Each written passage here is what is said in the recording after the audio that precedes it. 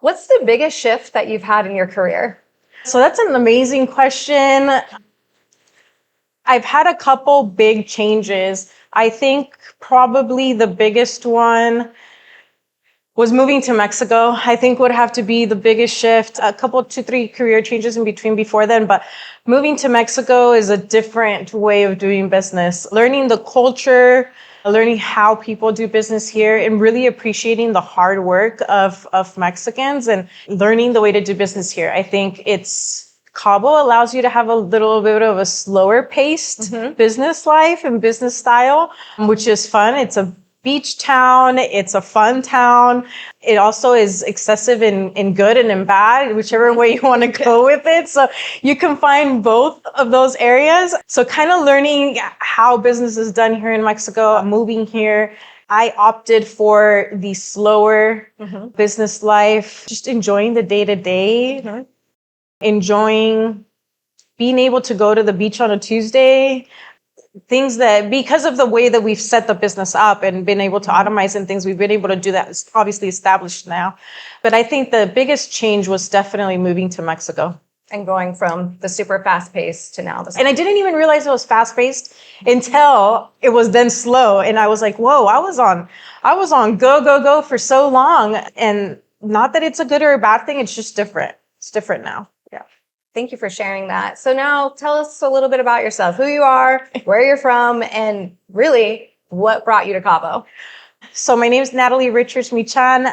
I'm 41. I have been here in Cabo for about 6 years now. Love it.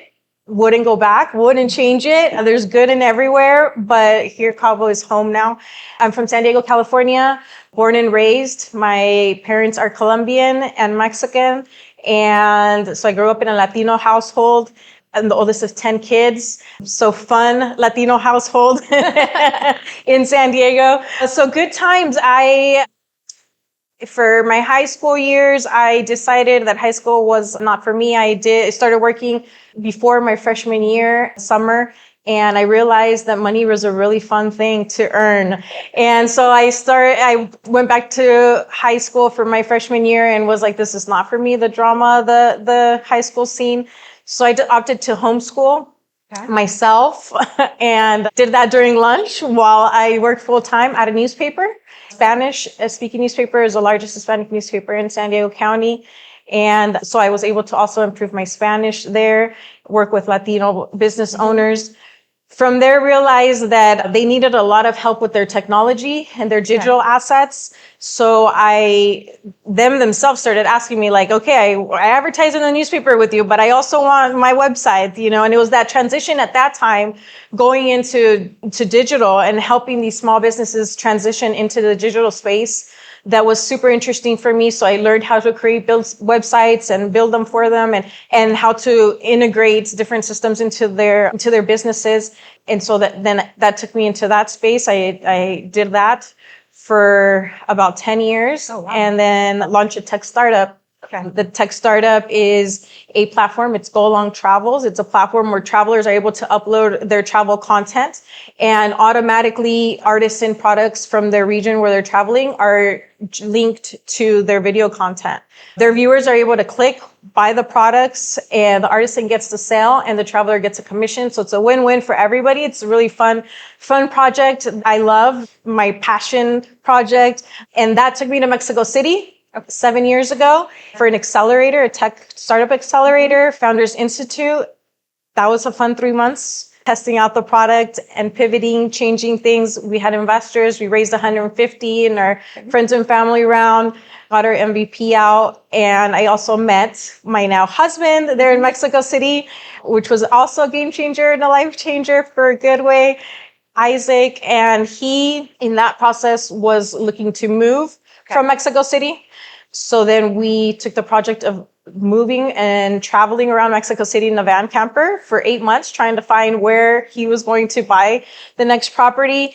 And we went all over Mexico. I mean, we went to Chiapas, we went up to Nayarit, we went to Tulum, and then we said, let's go to Rosarito because it's across the border from San Diego. Let's go check that out. And then we said, let's try Cabo before we make a decision. We went to La Paz and loved it. Almost stayed there. It was amazing. Those 8 months were such an adventure. I definitely recommend everybody visit all Mexico. It's amazing. It has such jewels all over the country. Music, the food, everything. I mean, it's amazing. I love Mexico. And when we got to La Paz, I said, no, we said we would get to Cabo. So first, let's do Cabo. We asked somebody, where do we go for dinner in Cabo? And they said, oh, there's this little place called The Office.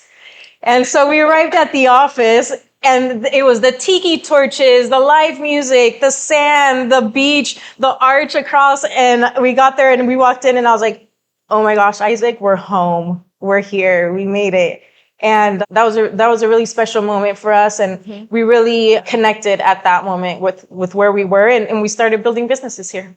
So what are you and Isaac doing here in Cabo business-wise? Okay, so it was a fun time. We tried a bunch of it. We are both serial entrepreneurs that love just creating businesses and seeing what works. And we're not afraid of failure, I think. Right. And that's something that we both learned along the years is you're going to fail. What's the worst that can happen? You know? So we've tried everything. We bought these little motorcycles and we built cabins in the back of the little motorcycles, and we would create tortas de chilaquiles, which are like chips and salsa inside of bread. Okay. But they're really good. And Isaac is a great cook. And so we said, yes, we're going to do this and it's going to be amazing. And we got these guys and they would go and distribute them around in the mornings with coffee. And it did really well. And we started posting it on Facebook and people would send the orders even before the morning started. We had orders. And then we were making the tortas ourselves. And eventually we were waking up at 4 a.m. to make enough tortas because we were selling 300 tortas a day.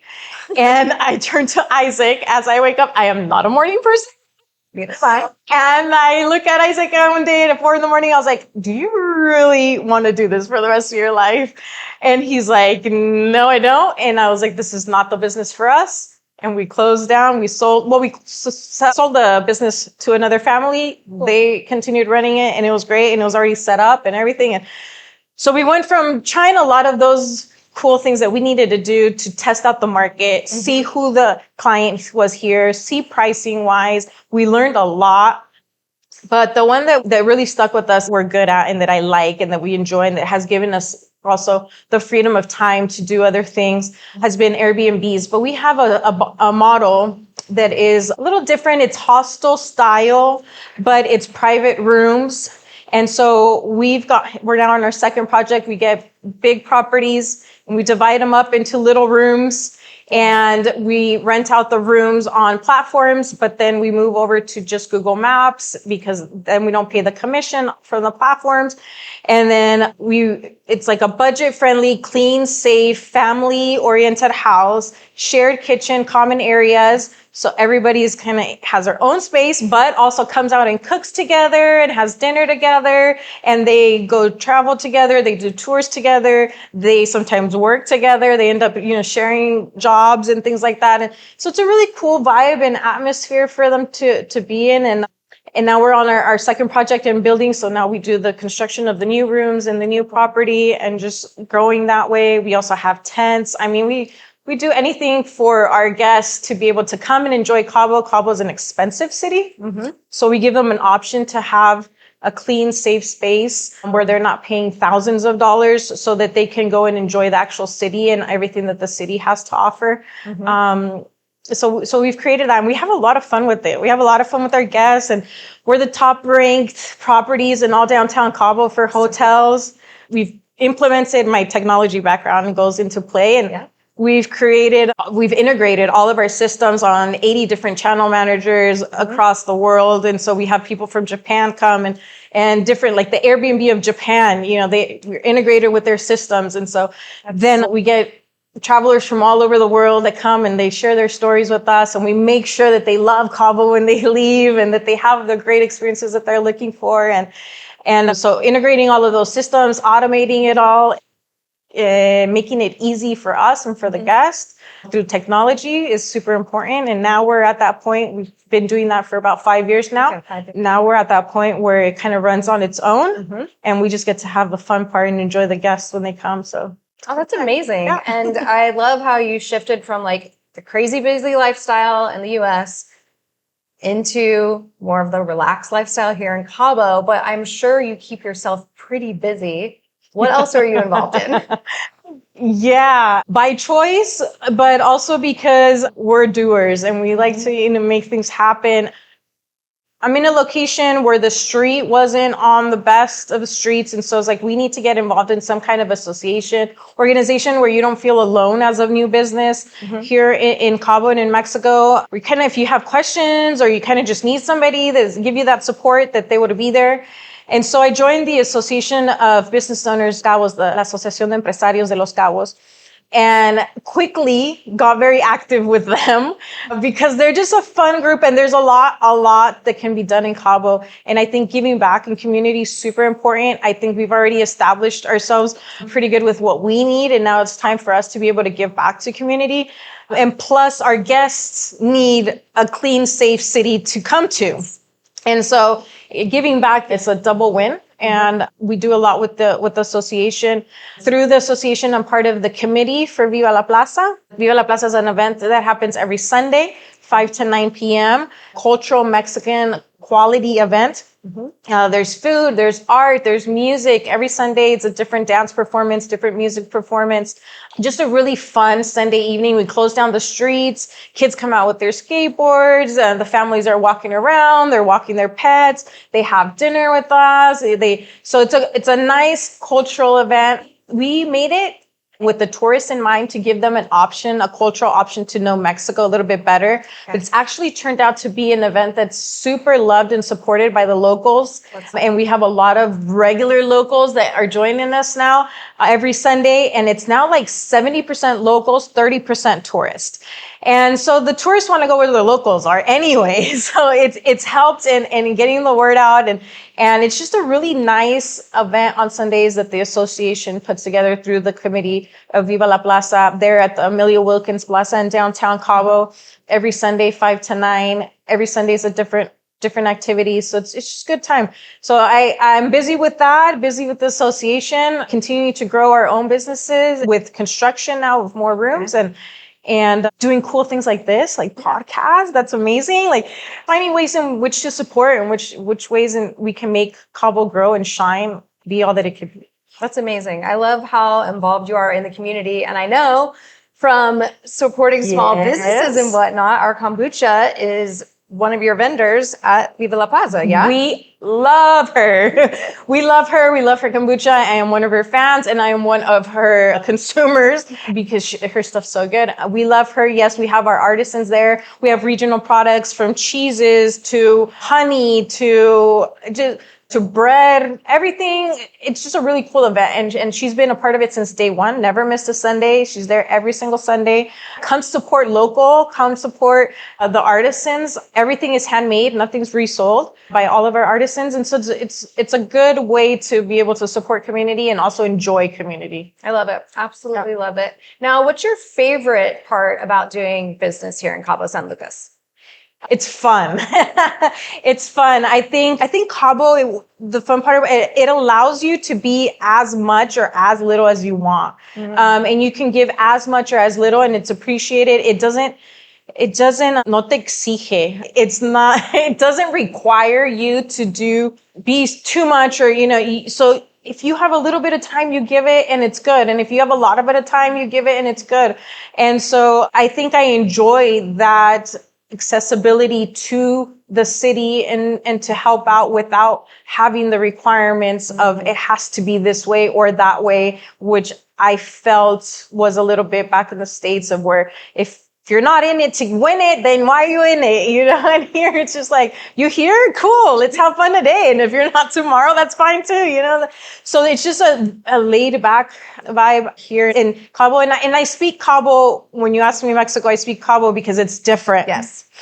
It's different. It's not a huge city. We have a population of 100,000 here in Cabo. And it's a small town. We receive millions of tourists every year, but the locals are a little bit of locals. You see the same locals in the supermarket that you see at the plaza on Sunday, that you see, at the baseball game, local baseball game. And that's cool too. Like you get to, you get to know people fast, and you get to know who your neighbor is fast, and people are willing to help, and people are looking out for you.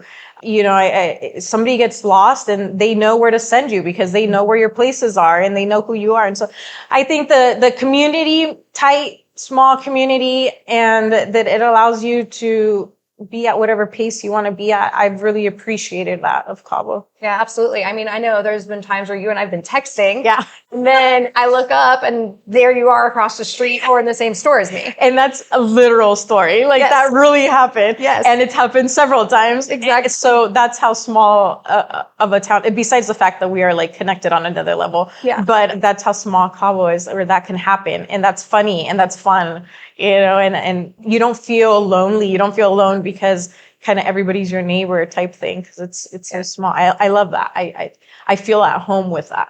I agree. It's a very, very special place to be doing business. I want to zoom out a little bit because you've had such an interesting career, and I'm curious to know, like, what's been one of the biggest hardships that you've had to overcome? Probably leaving the newspaper. I worked there for 13 years. It was a family-owned newspaper. I assumed maybe that I was going to be running the newspaper forever. There needed changes at that time because we were entering a digital era. I was also the president of the Association of Hispanic Publications. Of all the Hispanic publications of the United States, I was the director of their association. And so putting together amazing, huge events for all the publishers. And I saw the changes that were coming, and the newspaper itself wasn't ready. The owners of the newspaper itself weren't ready to take those changes.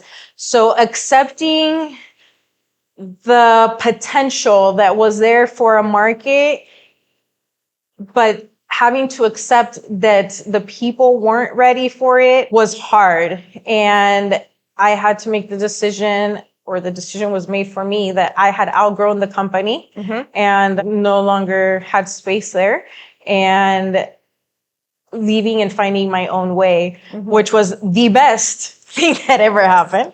So no regrets, but it was hard. It was hard to know the potential of something, but not be able to push it enough to get it there.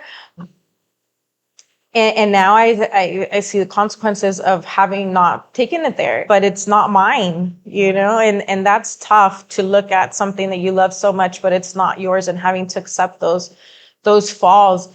But I think that probably after 13 years working there and then having to go and find my own way, and then I'm like, well, who am I and what am I doing in business? Luckily, fortunately, I had built already such rapport within the industry and learned so much, and had been on that go for so many years. I had accumulated a lot of knowledge and experience and was able to do stuff on my own. And then I went on to do the technology implementation for many of the small businesses and loved it. But also there, I saw such a resistance with small businesses and technology. I was like, you need a website. You can have 1 million viewers and customers tomorrow. Like, I could do this for you. Like, let's do it. You just have to do this and this, and I'm going to show you how to do it so you can continue doing this for your business. And they're like, no, I want to pay you to do it. And I don't want to learn. I just want somebody to do it for me. And I'm like, no, but you need to learn, because this is the curve that the world is taking right now. And you need to grow with this wave that's coming and be able to do more for your business. And it was like speaking Chinese, and they did not understand it, and they were very resistant to it. And that's hard, to have so much resistance to technology and resistance to new things that are coming that can help, and you're willing to teach and willing to teach free, and like, I can do this for you. So those sections of letting go have been really strong lessons of, it's like my mom said, it's not your monkey, it's not your circus. Let it go. Exactly. So just let it go. It's not your monkey, it ain't your circus. And then being able to identify what really is important, what I'm not willing to let go of, and what I'm going to stick to and make it work, those kind of things. So it's been a fun journey. It's been a very interesting journey, and I want to go to the other side, swing over here, what is something that you look back on that you're like, oh my gosh, I did that. That is so freaking cool that I did that. Personal or business wise, or both, or maybe none? Which one? You pick. Okay, I knew you were going to say that. I've traveled quite a bit in my personal. I think that's one of my highlights as a personal goal that I've achieved. I'm a backpacker at heart. Currently, we have a room there at the house where we rent the other rooms out as well and manage, we're the on-site there for the rooms. And our rule is you have to live out of 3 luggages max. Okay. You can't have more than 3 luggages at a time. And so we have reduced our lives to 3 luggages at a time. And because at any given time we can buy a ticket, our flight somewhere, we have to be able to pack all our things in 3 luggages, put them in the closet, clean up our room, and rent it. So we live that way, and it's been so nice to not hang on to material things and just live light and be able to instead buy a flight somewhere and be able to take off. And we rent our room, so that's an extra for us while we're on our trip. So we've been able to just take off a lot. We've been all over the world. Isaac, when we got to Venice, he proposed to me there last year. And so that was a cool highlight of one of our trips. And then on a business level, I think getting up in front of a group of investors in Mexico City after finishing our accelerator and presenting our project and being able to raise money was probably a highlight. It was pretty cool. We had done all of our market research, done our PowerPoint presentations, done everything that we needed to do for Go Along Travels, and getting up and having it be validated by investors that know the game, that have invested in other tech startups, that know the hard questions, and they ask them, and we have the answers, was really cool and validating. I think that was a highlight for me as in business. Yeah, that's amazing. It was fun. Super cool that you got to do that. So with all the shifts and changes that you've had throughout your business career, what does success look like for you now?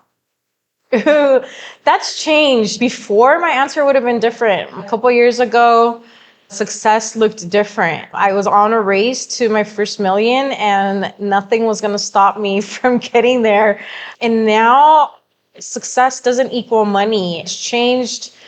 I think success in having built businesses where we have freedom of time, where we've been able to set up businesses that allow us to do other things which we want to do and don't have to do, has really been a success for me in that sense.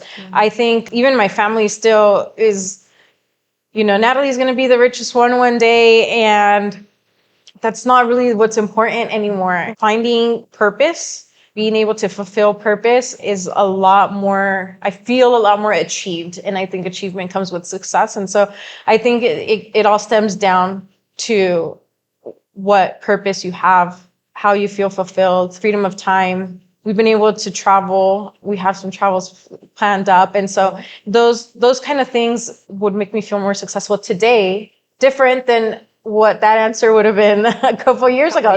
Yeah, and I don't know if that comes with age or maturing or what, but it's changed, and it's okay. Yeah, and I'm okay with that change. That's a beautiful shift. So, what upcoming travel plans do you have? So we did the birthday trip. We're doing it in March, and it's going to be to El Salvador, and we have this really cute place we love to go to in Chiapas, and so we're doing Chiapas, Guatemala, El Salvador. We're going to do 20 days. A backpacker, I love to backpack, and so we will be backpacking throughout those countries, and I love that. Oh, that's going to be so amazing and so refreshing for you. So before we wrap it up, any advice, any information that you'd like to share with somebody who's new to the entrepreneurship game? Do what you love, and I know that's so vague, and so many people always say that, but really truly find what doesn't feel like work. Don't just go for the money. I mean, we could have been what would be called successful selling tortas de chilaquil, but that wasn't for us. And so don't be afraid to let go, because you're going to be labeled as failure or quitter or something you started. If it ain't your thing, don't worry about it. Let go and start something else. There's a lot of ways in which you can be an entrepreneur. Just keep trying until you find that one thing that you don't feel like it's work in the morning when you wake up and you're happy to do it and you enjoy doing it. If once you feel that and you find that, you'll do it every day and it won't cost you any work. And I think being able to find that without being afraid to try many things until you find that is an okay route to take without having the expectation that you have to get it right the first time. Absolutely. Just keep trying until you find that right thing. For us, it's freedom of time that was super important. For other people, it could be other things that are important in their entrepreneurship experience and what is success defined for them. For us, it's being able to live out of 3 luggages and pack up and go at any time to wherever you are and living with just those three luggages and being minimalists and because travel is more important than things to us. And so if that's the case, then do the same. And if the case is family or if it is money, because it's also not a bad thing, it's just different. And then focusing on what makes you happy, what's important to you. Cabo is small, but it's very abundant. And so it's a great place to be an entrepreneur because you get to try out many different things very quickly, know if it's going to work or not. Because you open a little restaurant, open a little something, and everyone wants to come try it because it's the new thing in town. And so everybody will give it a try at least once, and you'll know really quickly if people liked your recipe or not. Mm-hmm. So it's a really cool, fun town to be an entrepreneur, to try things out. It's very abundant. People will either love you or hate you, and they'll let you know right away. And if they hate you, there's no problem. Start something else. Go to a different area. Do something different. Or change up your recipe, whatever it is. But Cabo's a great place to be an entrepreneur and a great city to do business. Really love it here. I love that advice that you give because it's so important. You have to find what you love. Thank you so much, Natalie, for being with us today. And I'm super excited to see you on Sunday nights at Viva La Plaza. Yes. Please join us every Sunday from 5 to 9. Also with the association, if anybody wants to participate and get involved, we always need more participation there. And there's a lot of changes, a lot of new things that are going to be going on this year in downtown Cabo San Lucas. And so getting involved and at least knowing what's going on and the changes that are coming and all the renovations that are going to be happening in Cabo. The association is very close with working with the government in those renovations. And so getting involved in the association gives you access to that information, gets you access to those activities that are going on, especially in downtown Cabo, where we all depend on downtown. And we all know that we need that renovation and it's coming. And so being involved and knowing is important. And so the association and Viva La Plaza, and if there's any other way in which I can help or support, I'm always open and seeing other people's success grow. And it's just a great place to be. I love it here. Awesome. Thank you so much, Natalie. Thank you, Lauren. And thank you for having me on. And you're also amazing.